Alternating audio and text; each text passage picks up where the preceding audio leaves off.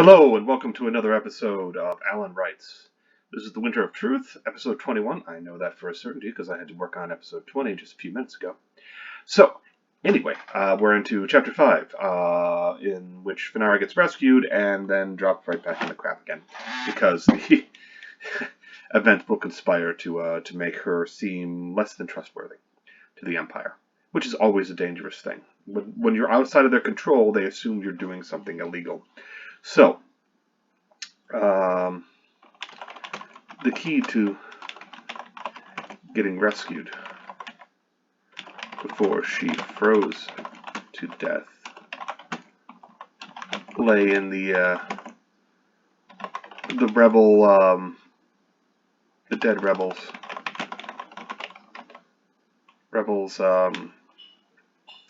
What do we call that? It's a survivor beacon.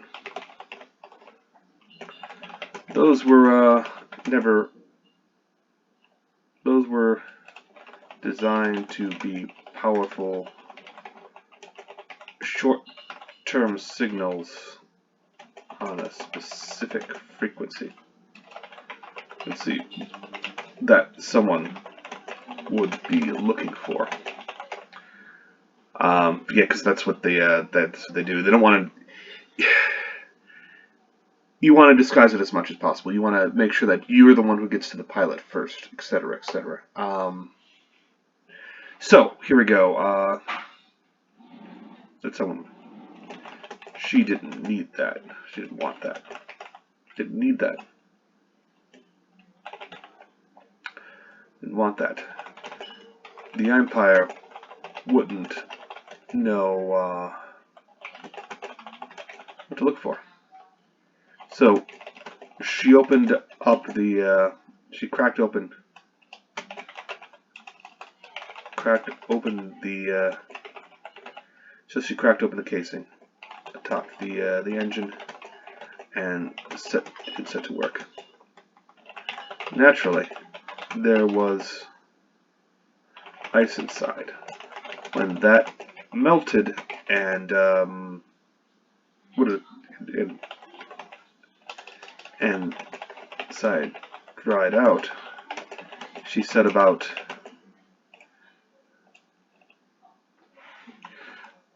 alright.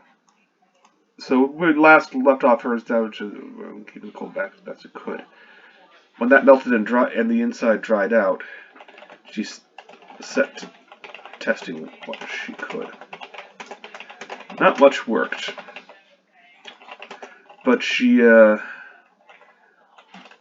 we rewired a portion of it around corroded lead, and but she rewired a portion of it on a corroded lead, and set the microtransmitter to broadband. Okay. I don't know if that actually works, and I'll obviously have to research some of this as to how that will work. In reality, I may have to change some of the innards, but Star Wars is never really about the engineering, per se. I mean, they build a thing, and then somebody comes along and blows it up. That's worked with the Death Star, and worked with the Death Star the second time, and it worked with Starkiller Base. So, don't harsh on a good thing. So, and set the microtransmitter to broadband. That would burn out 10 times faster. But if the observation stations, the remaining ones, were listening, then they might pick up the signal. She let a charge flow through it, circuitry, and was rewarded with a 3-second scream followed by a puff of smoke and a slag transmitter.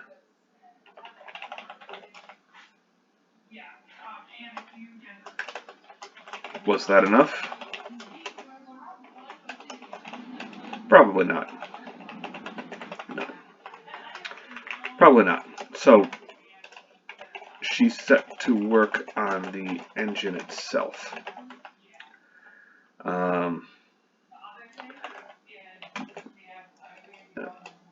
This would be... That was a tricky bit. Engines could emit an ionic signal, but they were largely designed... They were designed not to. Not largely designed. They were designed not to. On account of the charge tending to build up and then short out the engine itself.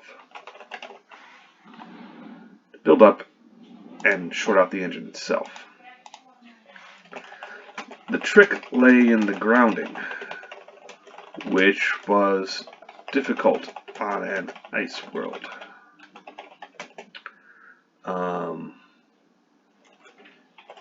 In the end, she took one of the empty fuel cells, of the now empty fuel cells.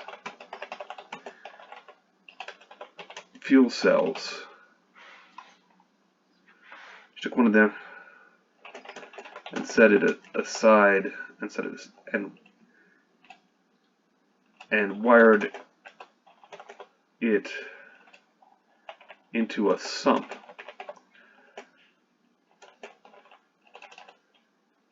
far enough away from the engine. Far enough away from the engine.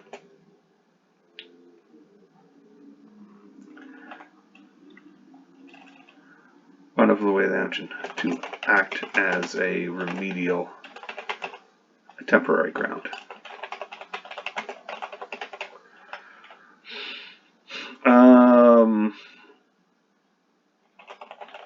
Lightning flashed as she let the ionic signal call. The fuel cell exploded. Minutes later. Good idea.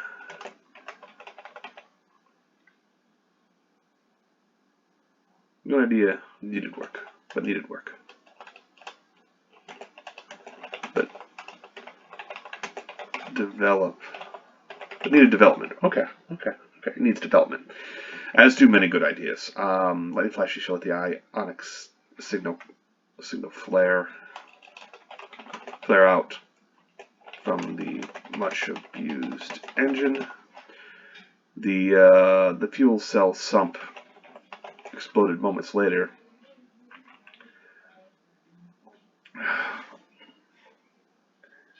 So what can she use to ground? Not much at all. This is not a question of heat; it's a question of charge.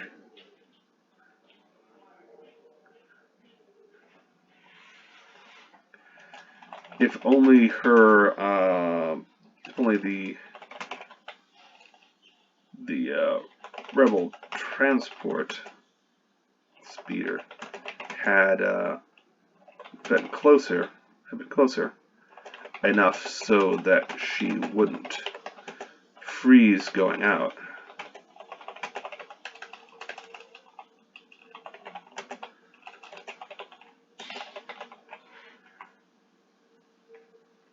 I really need to make them both not speeders. They need to be something else. Well, not both speeders. Different name for the rebel craft. The rebel non-combat craft. For the rebel... Maybe a loader? Call it a loader. farrier. I'm not sure how that. It's like a ferry, but it ferries things, so it's a farrier. But that's farrier is also something. Anyway, we'll find a name for it and we'll stick it in there, and it will be less confusing. Again, second draft, make the work. So it wouldn't freeze. So you wouldn't freeze going out there to string the wire. What else can she do? What else can she do?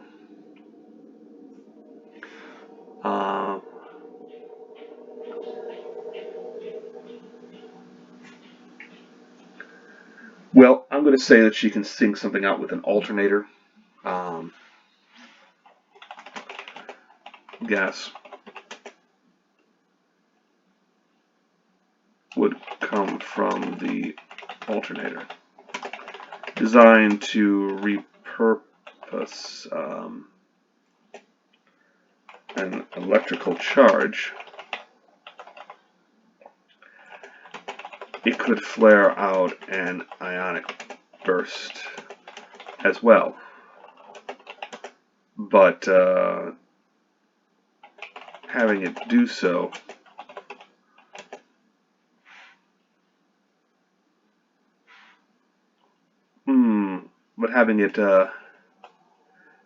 having it do so meant dropping aside its current mission of conserving power.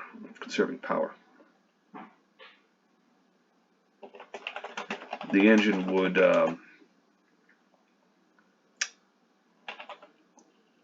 die soon afterward. Of course, it was going to die eventually.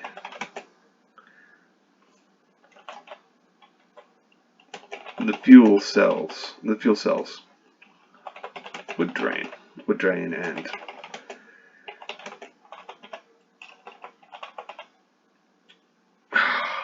she took a measure of the remaining cell life and tried to figure out how long she had.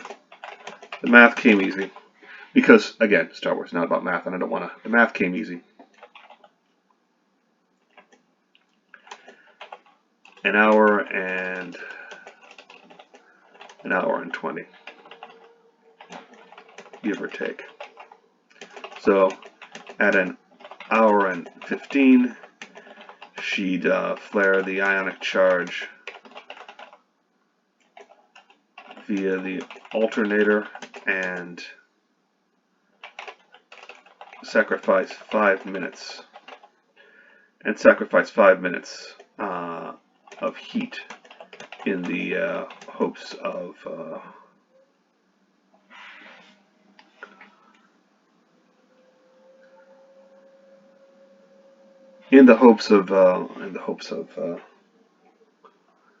rescue. I'm fine with her having to be rescued.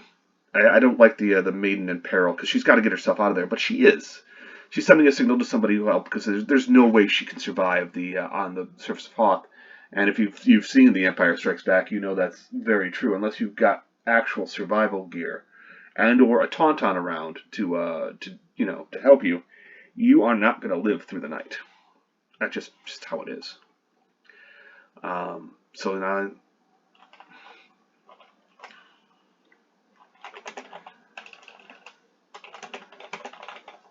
At the time, she checked again. The cells had drained faster and were almost dead. All right, we've got some time for an inspection. We've got an hour introspection. What's she gonna redo? An hour then. Settled in, deciding against sleep.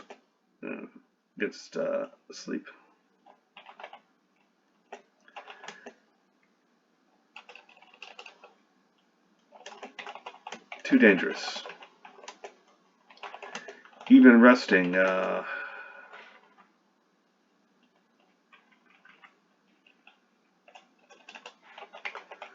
damped about. Keep circulation up. She couldn't sleep. Couldn't sleep. Too dangerous. Even resting might have its perils. It was barely warm enough right now. It was barely warm enough right now. Her rended coat, her ripped coat, not helping. The dead gunner's survival vest was attractive, but she couldn't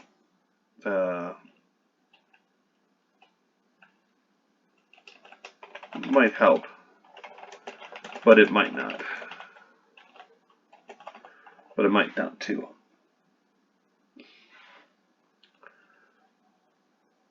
That was no help, nor was his flight suit. She'd lose too much heat stripping down and getting in, even if she was able to compel herself to do it. Corpseware. Not attractive. There was a reason every trooper had their own gear.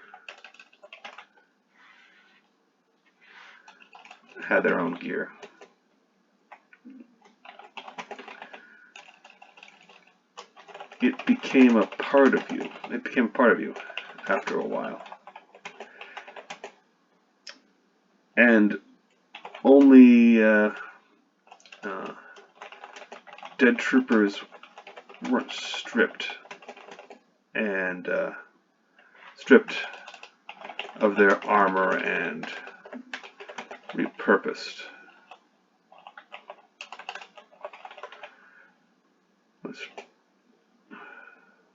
Because, well, she just assumed they weren't.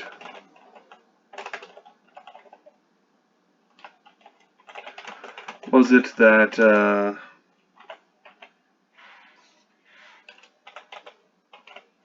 was that her name? Was that her name? Come on, Alan. Alright, we're gonna go back to what I said about the ion cannon.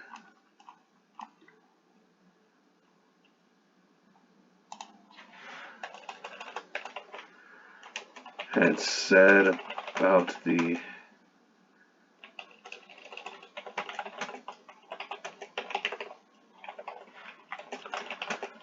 they wouldn't lie about that.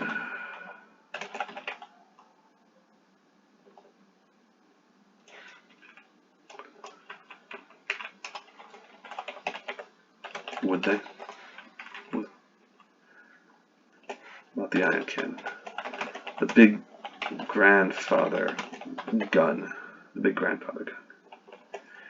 She'd seen images. These images of the like before. The big orbital cannon.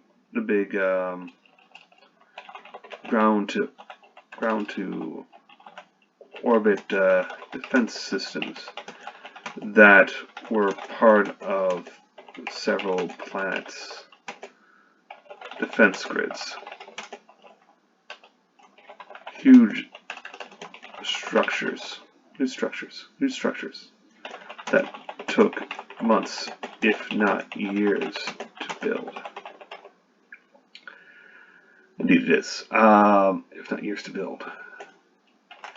And the rebels supposedly had one that protected their transports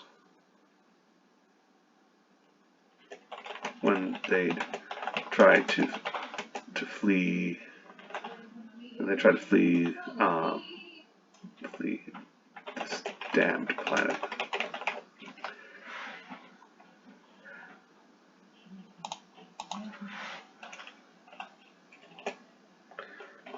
Nerfing planet. This nerfing planet. Yeah, okay, so that's there. She's walking herself through how can Iranan believe what they believe, and go there. It's kind of a contest of faiths, and she's talked to the rebels and seen the sincerity of their beliefs and can't just utterly dismiss it. So she's not entirely lost to us. Where some people get so caught up in their propaganda that they literally can't see the curve of the Earth. Let's say from the flat earthers who believe everything and believe the Earth is flat for some bizarre reason. And you can show them all the evidence you want. You can put them on a plane to Australia and you know. And say, well, if the Earth isn't curved, how did we get here without running out of fuel? And then they'll make up some bullshit excuse. But they're not going to see. If you're dedicated enough, if you're a fanatic enough, you're not going to see. And that's the problem with fanaticism. To try to flee this nerfing planet. It was a lie, of course. To keep the rebel morale up, they'd say anything. You couldn't trust them. But the woman had seemed so sincere. Seemed so sincere. That there was the remnants of the cannon on this planet. Ah, that was it. That was it. The rebels had staged a mock cannon. A shell, or a really good hologram. Lots cheaper. That was a lot cheaper. Would be a lot cheaper, and no doubt just as effective as the real thing. It was all but impossible to hit a single ship in high orbit. Hit a single ship in high orbit. Oh, you could fire into a fleet and hit something. And I'm going to use my rare italics here because, well, it needs to be done. Make sure to turn the italics off afterwards. Always annoying. Or you could finally hit something and be happy. For that matter, if transport was descending, you could certainly fire on that as well. Aha! Aha! Maybe that was it.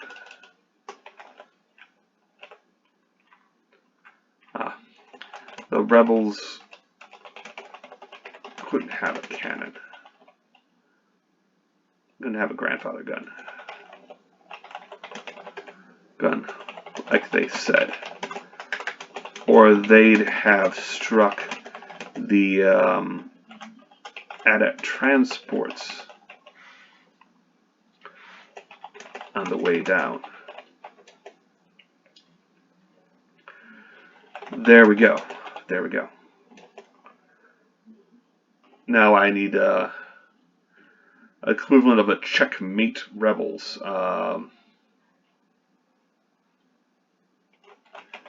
Game over, rebels. You lose again.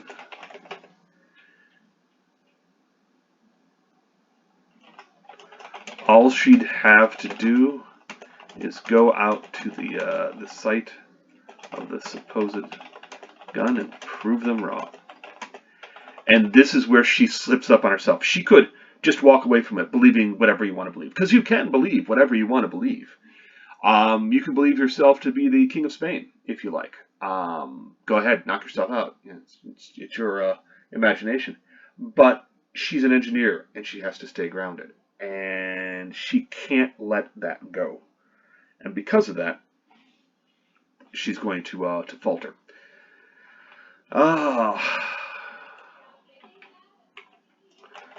The engine's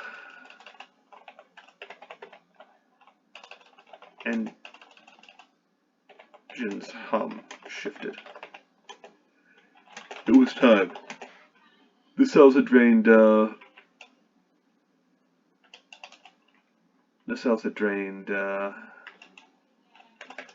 Down and were almost dead. She adjusted the alternator, put in a non-conductive buffer made from what would it be? Made from the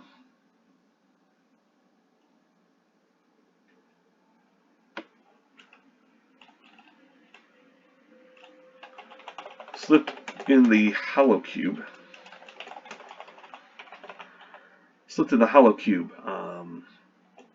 As a non-conductive buffer and scampered back into the cold.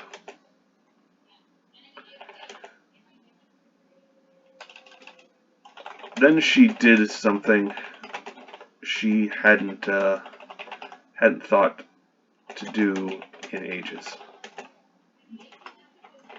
She made a snowball. Tight packed, of course, since she didn't have to hear her sister's whining. A toss, it went wide of the cube. Another snowball. Another toss. Closer. The engine was starting to wind down. Blast. She formed up another snowball.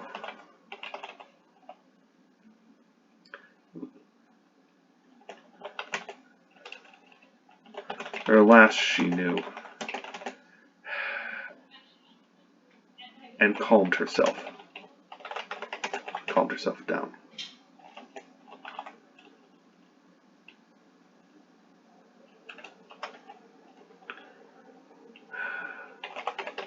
Don't rush. Let it happen. Just like Flern's ball.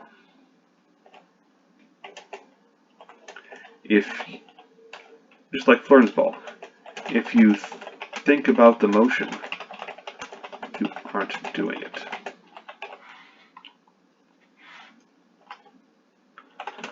The snowball left her hand and struck the hollow cube.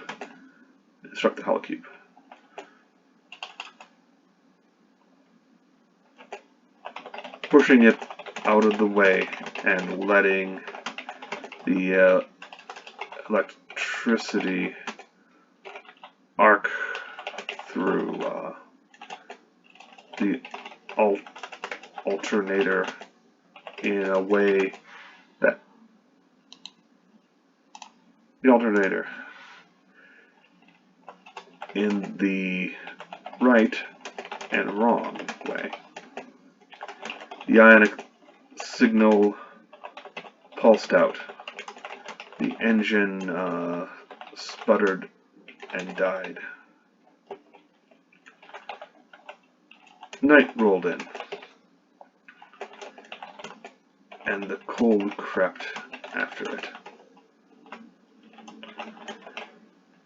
She returned to the cooling engine.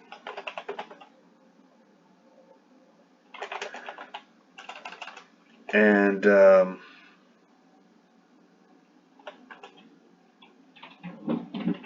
what's she going to do? She's going to lean against it. She's going to and draped herself against it. Over it. Letting it over her for as long as it could.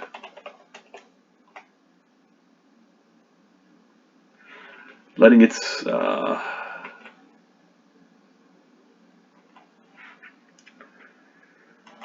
one way or another, it would be over soon. Dawn. Cold dawn.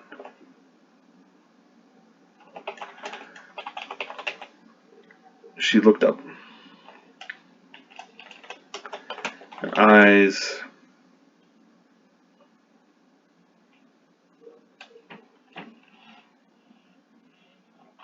shrouded her eyelashes, and the shivers wouldn't stop.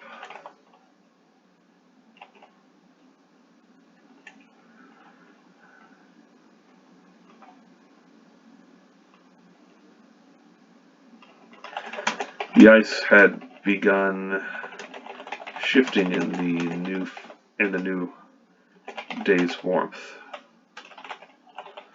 but that was coming too late for her. That's coming too late for her.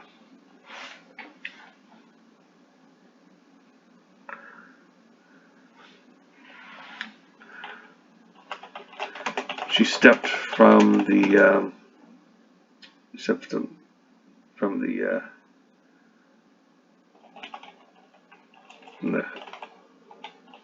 crash speeder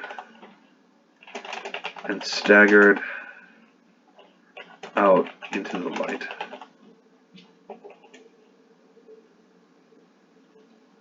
Into the feeble light.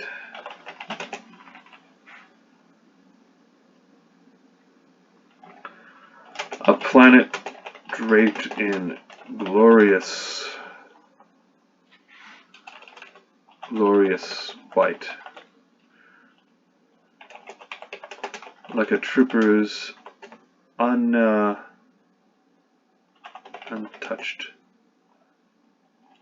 armor.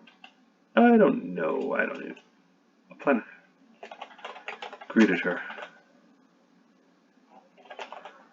Pristine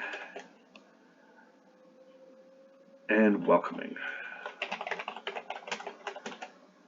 She was going to live here for the life. A shadow crossed the expanse. Dark gray,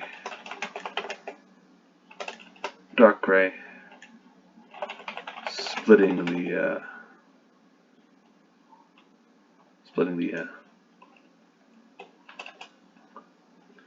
zooming across the ice.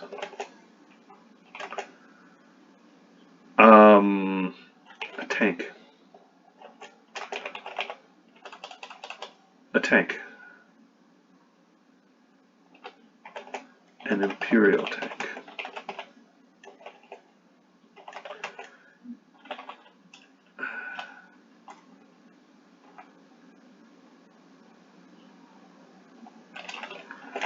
Model number. It was glorious. Someone had shown up on time after all. Okay, and now we're going to move to the recovery, and then recovery, which is it's not going to be you know what? We're going to use the same, the medical tube from Rebel Base.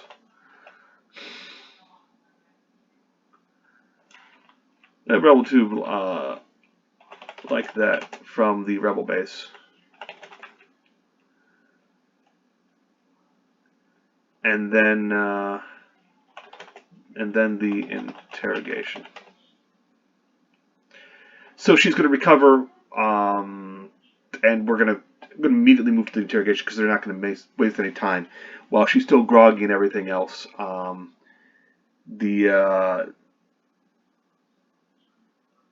she's going to be in recovery for several days at least.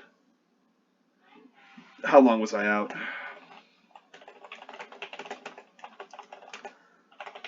3 days. Long enough for security services to arrive.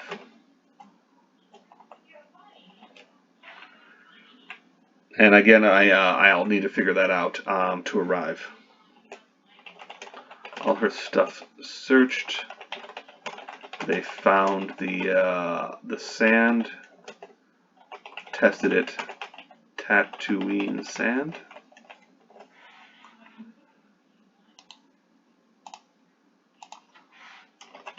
Likely Tatooine sand. The hollow cube blitzed, but they recover it and realize from the timestamp that she'd formatted the drive. Now she'd formatted the drive so she didn't have to watch the image of of Dax recording over and over and over again. At least to herself. But she also had some other subliminal reasons. She didn't want to get somebody else in trouble for having a brother or sister who happened to be in the rebellion, especially if they were a good, loyal member of the Empire. I may have to change that. She formatted a drive. Questions. Will she be released? Telok has to intervene. And is he going to have to come there? He'll show with his investigation team in a military capacity. After she sends a message about the ion cannon. The Navy didn't know, wasn't allowed access, chooses to intervene now that the Army is embarrassed by the rebel actions on planet. Both the outpost and Finara capture. Okay, there we go. All right, this has been Alan Wrights, and we're getting somewhere. And we've got more to go on, and all that good stuff, and it's heading places, and we'll see whether or not I can abide by the rules of a thriller. I've got to go recheck those and make sure that I'm not crossing over too many points, or if I am, I'm doing so knowingly and with regard to the end product, because you can break plenty of rules in writing. You just have to know when to do it, and without alienating your reader too much. If they've come for a romance, you've got to give them romance. If they've come for a thriller, you've got to give them thrills. If they've come for the space opera, you've got to give them both space and an opera. All right, I hope you enjoyed this. Have a good time if you can. Stay safe. Take care. Thanks.